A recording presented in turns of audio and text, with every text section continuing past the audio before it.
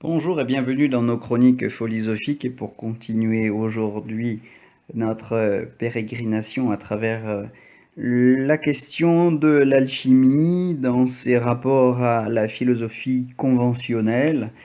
Euh, cette tradition alchimique pose à la philosophie conventionnelle un certain nombre de questions. Je les résumerai rapidement, très sommairement, en trois parties. D'abord, la question des rapports que cette philosophie conventionnelle entretient avec la spiritualité, notamment à travers la question des rapports entre la raison et la foi, la raison et le cœur, la raison et l'intuition spirituelle.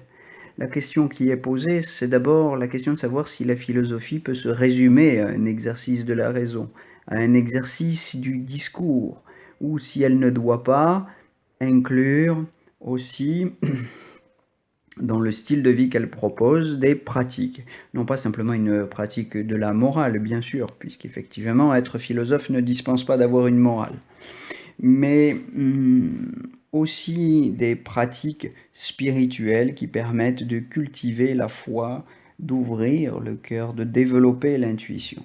Donc ça, c'est une première question.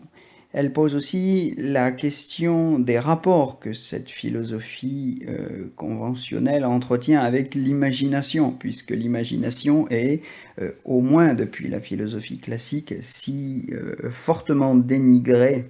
Je pense notamment à ce qu'en dit Pascal qui la qualifie de folle du logis, l'imagination maîtresse d'erreurs et de fausseté, et d'autant plus trompeuse qu'elle ne l'est pas toujours. Cette imagination si souvent dénigrée est dans l'alchimie un instrument de connaissance tout à fait privilégié. Et peut-être faut-il citer ici Gilbert Durand et ses travaux sur l'imagination symbolique euh, pour nous inviter à re-questionner cette question, cette définition de l'imagination et son statut au sein de la philosophie, afin peut-être de sortir du rationalisme, lançons le mot, le rationalisme étroit de la modernité, le dogmatisme de la modernité rationaliste que nous avons pris l'habitude chez les philosophes d'appeler scientisme. Est-ce que l'alchimie n'est pas une critique par anticipation du risque de dérive de la philosophie vers le scientisme?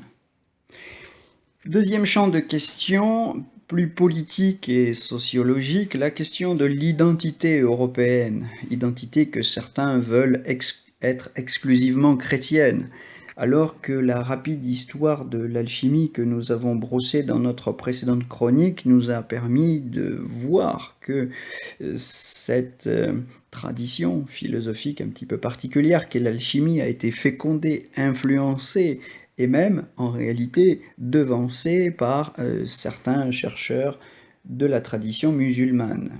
Je pense donc, pour le citer à nouveau, à Djeber.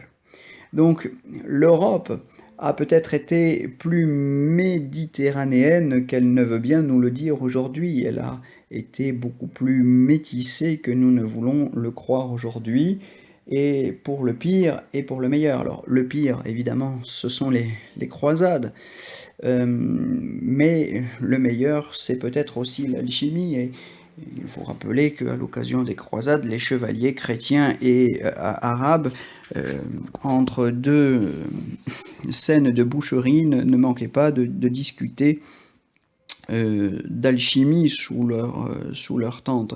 Oh, non pas par plaisir d'échanger autour de ce divertissement raffiné, mais afin justement pour les Arabes, d'impressionner les croisés occidentaux par l'étendue de leur culture et l'avancée de leurs recherches dans le domaine de la spiritualité. Donc, il y a beaucoup de choses à dire sur les racines complexes, en réalité beaucoup plus complexes que nous ne voulons bien le croire aujourd'hui, de l'identité européenne.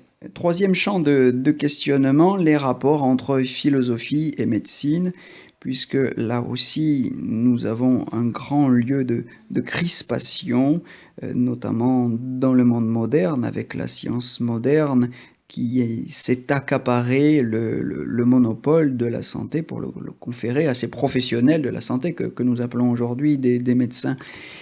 La question était beaucoup plus complexe et subtile, et évidemment beaucoup plus risquée. Il y avait aussi des charlatans au Moyen Âge, comme nous n'avons pas manqué de le rappeler, mais nous avons bien vu, et l'actualité le montre, hélas, trop souvent que l'existence d'un ordre des médecins et des institutions qui permettent de surveiller ces pratiques ne nous ont pas mis à l'abri de tous les scandales sanitaires qui défraient, hélas, régulièrement la chronique. Je pense au Mediator, aux prothèses mammaires, etc., aux scandales liés aux vaccins, aux hormones de croissance, et j'en passe.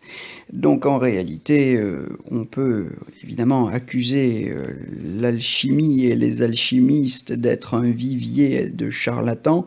La médecine moderne, hélas, ne parvient pas à nous convaincre d'avoir fait mieux. Donc la question qui se pose à nous, c'est la question de savoir quelle santé, quel système de santé nous voulons défendre.